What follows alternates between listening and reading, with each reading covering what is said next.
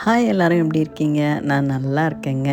இன்றைக்கி வீடியோவில் வந்து நம்ம ஒரு சூப்பர் காம்போ ஒன்று பார்க்க போகிறோம். Comfort food south Indian lunch. சாதம், சாம்பார், ரசம், கூட்டு, அப்பளம். இது எத்தனையும் வந்து இன்றைக்கி நம்ம லஞ்சில் நான் பண்ணதை வந்து அப்படியே வீடியோ எடுத்திருக்கேன். வாங்க பார்க்கலாம். இந்த அரிசி வந்து ஏதோ ஒரு ஸ்பெஷலாக வந்து போட்டிருந்தாங்க. அதுவும் இல்லாத இது வந்து எக்ஸ்ட்ரா லாங்குன்னு கொடுத்துருந்ததுனால ரொம்ப ஆசைப்பட்டு வாங்கிட்டு வந்திருந்தோம். பார்த்தா அந்த சொன்ன அளவுக்கு அதோடைய பர்ஃபார்மன்ஸ் இல்லை.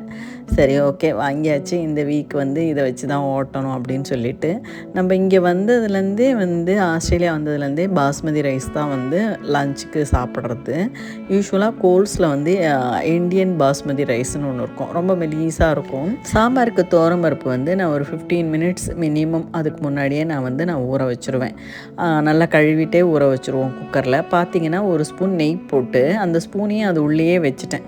ஏன்னா நீங்கள் பாருங்களேன், குக்கர் வந்து விசில் அடிக்கும்போது ஒரு துளி கூட வந்து அந்த பருப்புடைய தண்ணியோ இல்லை மஞ்சள் கலரில் நம்ம மஞ்சள்லாம் போட்டு வேக வைக்கும்போது குக்கர் வந்து விசில் அடிக்கும்போது மஞ்சள் கலரில் தண்ணி அடிக்கும் இல்லைங்களா, எதுவுமே வராது. அப்படியே வந்து உள்ளேயே இருந்துரும் எல்லாமே. அதுக்காக தான். ஸோ பருப்பு வேக வைக்கும்போது நான் வந்து கொஞ்சம் பூண்டு, கொஞ்சம் சீரகம், கொஞ்சம் பெருங்காயம், மஞ்சப்பொடி இது எத்தனையும் போட்டு பருப்பு வந்து வேக வச்சுருவேன். ஒரு ஸ்பூன் நெய்யும் போட்டு வேக வச்சுருவேன். இங்கே வந்து சாம்பார் வெங்காயம் வந்து ரொம்ப காஸ்ட்லிங்க. அதனால் இந்த மாதிரி ஃப்ரோசனில் ஒரு 2-3 போட்டுக்குவேன். வாங்கிட்டு நான் சாம்பாருக்கு போட்டுக்கிறது, வத்த குழம்புக்கு போட்டுக்கிறதுன்ட்டு அப்பப்போ அதை போட்டுக்குவேன். எனக்கு சாம்பாரில் வீட்டில் இருக்க எல்லா காயுமே போட்டிருக்கேங்க. கத்திரிக்காய், முருங்கைக்காய், சாம்பார் வெங்காயம், பீன்ஸு, கேரட் எல்லாமே போட்டிருக்கோம். ரசத்துக்கும் புளி ஊற வச்சுட்டேன். ரசம் வைக்கிறதுக்கு ரசப்பொடின்னு தனியாலாம் வாங்க மாட்டேங்க, நானே பண்ணிவிடுவேன். ஒரு முறையும் ரசம் வைக்கும்போது இந்த மாதிரி லேசாக நம்ம மசாலா வறுத்து இடித்து போடும்போது நல்ல மணமாகவும் இருக்கும், உடம்புக்கும் ரொம்ப நல்லது. 1/2 ஸ்பூன் வந்து தனியா, ஒரே ஒரு காஞ்ச மிளகா, 2 ஸ்பூன் மிளகு, 2 ஸ்பூன் சீரகம், அதுக்கப்புறம் கொஞ்சோண்டு பெருங்காயம், 4-5 கருவேப்பிலை இலை. ஏன்னா வந்து திருப்பி நான் வந்து புளி கரைக்கும் போது கருவேப்பிலை போட்டுக்குவேன். அதனால் இதில் வந்து ஒரு 4-5 இலை சும்மா மணம் வர்றதுக்காக. அப்புறம் கொஞ்சம் பெருங்காயம், ஒரு 1/2 ஸ்பூன் வெந்தயம். ரொம்ப போட்டுறக்கூடாது, கசப்பு நல்லா தெரிஞ்சிரும் அப்படின்றதுனால. ஒரு எண்ணெய் எடுத்தோம்னா ஒரு 10 வர மாதிரி அதையும் அதிலே போட்டுக்குவேன். எல்லாத்தையும் வந்து நல்லா வறுத்து ஆற வச்சு நல்லா வந்து இடித்து எடுத்து வச்சுக்குவோம் ரசம் வைக்கிறதுக்காக. அரிசி வந்து நல்லா வந்து ஒரு 10 நிமிஷத்துக்கு மேலே ஊற வைக்க மாட்டோம். ஏன்னா பாஸ்மதி ரைஸ் தான் எப்பயுமே சாப்பிட்றது. அதனால் வந்து நம்ம ரொம்ப நேரம் ஊற வைக்காமல் டக்குன்னு கழுவிட்டு 10 நிமிஷம் வச்சுருந்துட்டு 1:1.5 ரைஸுக்கு தண்ணி ஊற்றி நான் ஆன் பண்ணி விட்டுடுவேன். அது சாப்பிட்றதுக்கு ஒரு 10-15 மினிட்ஸ்க்கு முன்னாடி ஆன் பண்ணி விட்டேன்னா அந்த 15 மினிட்ஸ்லேயே ரெடி ஆகிடும் சாதம். அப்போ சூடாக நம்ம எடுத்து சாப்பிட்டுக்கலாம். மெல்பர்னில் பார்த்திங்கன்னா எப்பயுமே வந்து சில்லுன்னு தான் இருக்கும். நீங்கள் எவ்வளோ சம்மர்னால் கூட நம்ம எடுத்து சாதத்தை வெளியே வச்சோம்னா ஆறி போயிடும். அதனால் இது பார்த்திங்கன்னா இது சில்லி கார்லிக் கிச்சியான்னு இந்த வத்தல் ரொம்ப டேஸ்ட்டாக இருக்கும். அப்பளமும் வறுத்து வச்சுருவேன் ஒரு 2 வாரத்துக்கு வர மாதிரி. கூட இது வத்தல் ரொம்ப டேஸ்ட்டாக இருக்கும். ஸோ ரசம் தாளிக்கும் போது என்ன பண்ணுவேன் அப்படின்னா, கடுகு, உளுத்தம்பருப்பு, காஞ்ச மிளகா, கருவேப்பிலை எல்லாம் போட்டு, சப்போஸ் நான் வந்து அந்த ரசத்துக்கு மசாலா இடிக்கும்போது வெந்தயம் போட மறந்துட்டேன் அப்படின்னா தாளிக்கும்போது ஒரு 4 வெந்தயம் போட்டுக்குவேன். அப்போ போட்டு தாளிச்சிடுவேன்.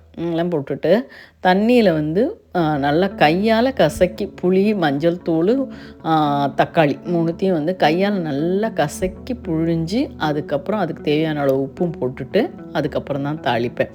இப்போ பார்த்திங்கன்னா சாம்பார் வந்து நான் வந்து வதக்கி தாளிக்க போகிறேன்.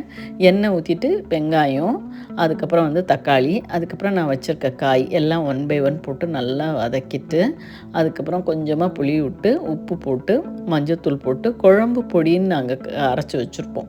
ஸோ அந்த குழம்பு பொடி வந்து அதில் ஒரு 2 ஸ்பூனு, சாம்பார்னால் 2 ஸ்பூனு, மற்ற குழம்புக்குன்னா இன்னும் கூட எக்ஸ்ட்ராவாக போடுவேன். சாம்பாருக்குன்னா 2 ஸ்பூன் போதும். எல்லாம் போட்டு ஒரு 5 to 10 மினிட்ஸ் கொஞ்சம் மீடியம் தீயில் ஒரு பக்கமாக ஸ்டவ்வில் எடுத்து தூரமாக நான் அந்த லாஸ்ட் பர்னரில் வச்சிட்டோம் அப்படின்னா மெதுவாக அது வெந்துக்கிட்டு இருக்கும். அதுக்கப்புறமா பார்த்திங்கன்னா வந்து குக்கர் மேலே பாருங்களேன், மூடியில் ஒரு சின்ன ஸ்டெயின் கூட இருக்காது. ஏன்னா அந்த ஸ்பூனை நான் அதில் போட்டு வேக வச்சேன் இல்லைங்களா, அதனால் அது வந்து எத்தனை விசில் அடித்தாலும் ஒரு துளி கூட வந்து கரையே ஆகாது. நீங்கள் ஒரு முறை ட்ரை பண்ணி பாருங்கள். ஸோ இந்த மாதிரி இப்போ ரசம் தாளிக்கும்போது அந்த எல்லாம் மசாலாலாம் போட்டு நல்லா வதக்கிட்டு அதுக்கப்புறம் கரைச்சி வச்சுருக்க அந்த புளி கரைசலையும் எடுத்து ஊற்றிட்டு நல்ல நுரை வரும், மேலே உப்பிட்டு வரும். அந்த டைமில் அதை அப்படியே ஆஃப் பண்ணி மூடி வச்சுருவேன். ரசம் நல்லா மணமாக இருக்கும். கொத்தமல்லி தழை ஒரு 4 போட்டுட்டு மூடி வச்சிட வேண்டியது தான்.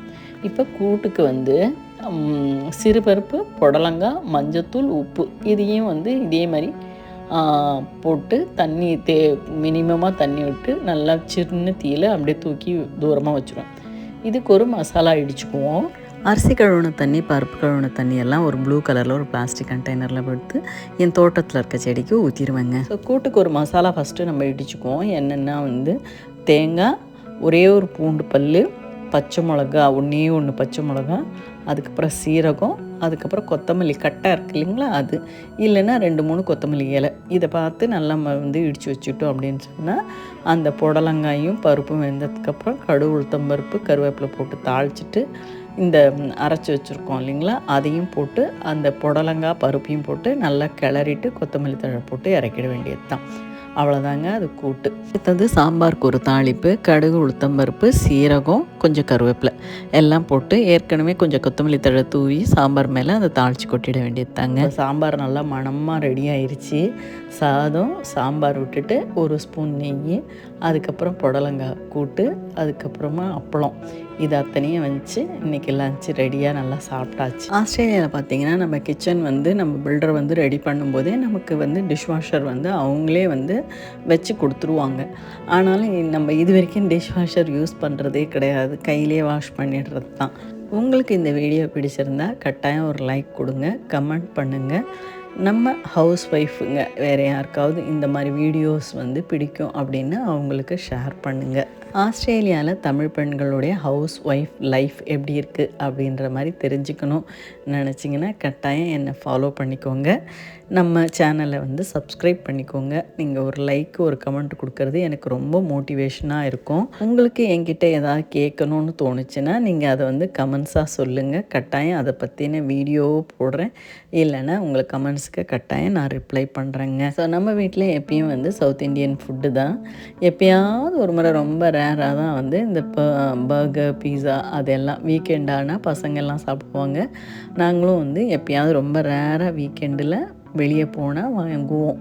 இல்லைன்னா பார்த்திங்கன்னா வந்து எவ்ரிடே நம்ம டே டு டே லைஃப்பில் சாப்பிட்றது வந்து நம்ம சவுத் இண்டியன் சாப்பாடு தான். காலையில் இட்லி, தோசை, சப்பாத்தி, நிறைய வந்து மில்லட்ஸ் வந்து இப்போ இன்க்ளூட் பண்ணியிருக்கேன்.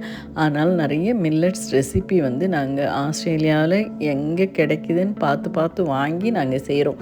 நம்ம ஊரில் ஈஸியாக கிடைக்கிது. அதனால் நீங்கள் வந்து உங்கள் சாப்பாடில் வந்து நம்ம பாலிஷ்டு ஒயிட் ரைஸ்க்கு பதிலாக நீங்கள் கொஞ்சம் மில்லட்ஸ் சேர்த்துக்கோங்க, ட்ரெடிஷ்னல் ரைஸ் சேர்த்துக்கோங்க.